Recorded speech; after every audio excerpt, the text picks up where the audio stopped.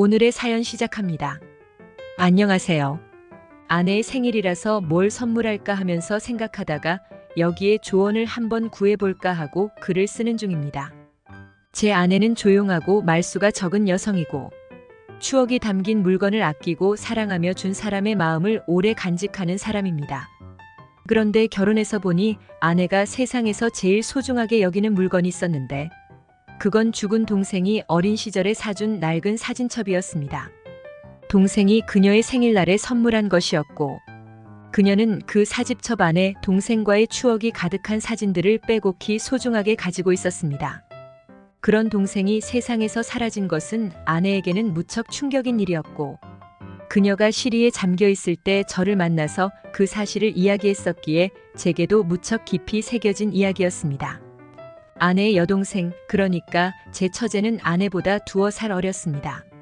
저는 한 번도 본 적이 없지만 처제는 선천적 장애인이고 늘 집에서만 지내왔고 학교는 힘들게 주위 도움을 받아서 이동하며 다녔다고 합니다.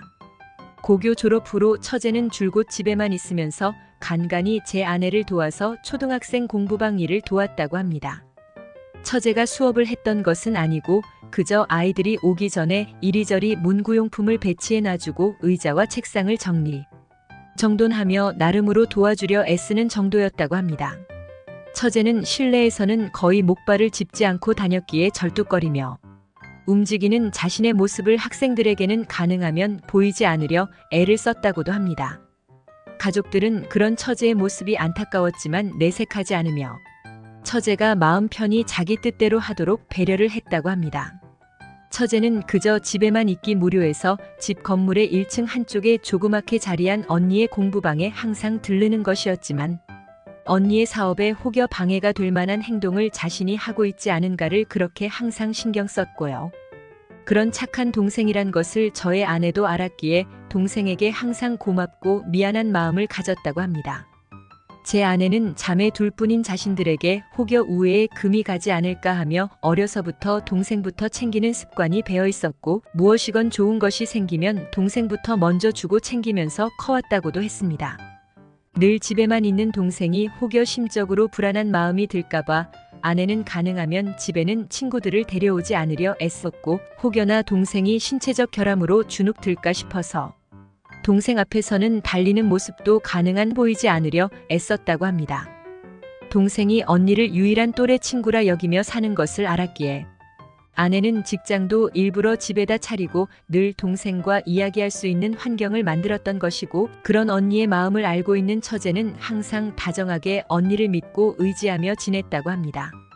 더구나 장인어른이 그 건물을 사시면서 처제를 위해서 특별히 실내 엘리베이터를 설치해 주셔서 처제는 큰 불편 없이 집안을 오르내리고 있었고 매일 한 번씩 하는 바깥 세상 나들이도 불편하지 않게 할 수 있었다고 합니다. 그리고 처갓집 어른들은 처제가 한창 좋을 나이에 늘 집에만 있는 것이 걱정이 되어 이성 친구라도 사귀면 좋겠다고 생각했다고 합니다. 하지만 혹여 처제에게 마음의 짐을 지우는 상황이 될까봐 내색을 하지 않고 있었는데 그 걱정은 할 필요가 없다는 듯이 처제에게 몽글몽글한 인연이 생각지 못하게 다가오면서 처제는 새로운 일상을 맞이하게 되었다고 합니다. 처제는 매일 집 근처 공원으로 산책 나갔는데 그때 한 청년과 자연스레 알게 되었고 그 일을 계기로 2사람이 서로 친한 사이가 되었던 것입니다. 청년도 아마 비슷한 신체적 처지였던가 보다 하고 생각하실 수도 있지만 그건 아니었습니다. 그는 정상의 몸을 가진 20대 초반의 대학생이었고 처제는 그보다 몇 살 위인 상태였는데 공원 벤치에 혼자 앉아서 한숨 쉬고 있던 그 청년을 처제가 우연히 보고는 의아하게 생각하면서 모든 상황이 시작되었던 것입니다. 청년은 몇 번 공원에서 처제를 본 적이 있었기에 벤치로 다가온 처제에게 별 다른 내색을 하지 않은 채로 조용히 앉아 있었습니다.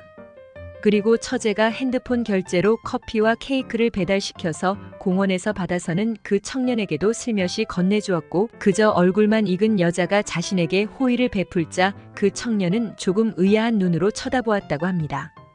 그렇게 어색하게 둘의 인연은 시작되었고 그날 벤치에서 커피와 케이크를 먹으며 둘은 많은 이야기를 했습니다.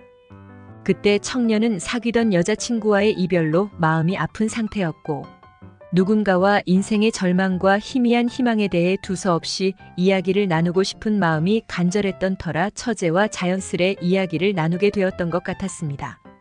늘 세상에 대해 궁금하긴 했지만 섣불리 발을 딛지 않으려 조심하던 처제는 자신 또래의 남자가 꼭 자신의 감춰진 모습처럼 우울해하고 한편으로는 혼자 근심을 삭히는 모습이 안 돼 보여서 마음이 쓰였다고 나중에 언니에게 들뜬 얼굴로 이야기했다는군요. 그리고 청년과 좋은 친구가 되어 공원에서 자주 이야기를 나눴고 처제는 그런 상황에서도 자신의 감정 중심을 잃지 않으려 무척 애를 썼다고 합니다.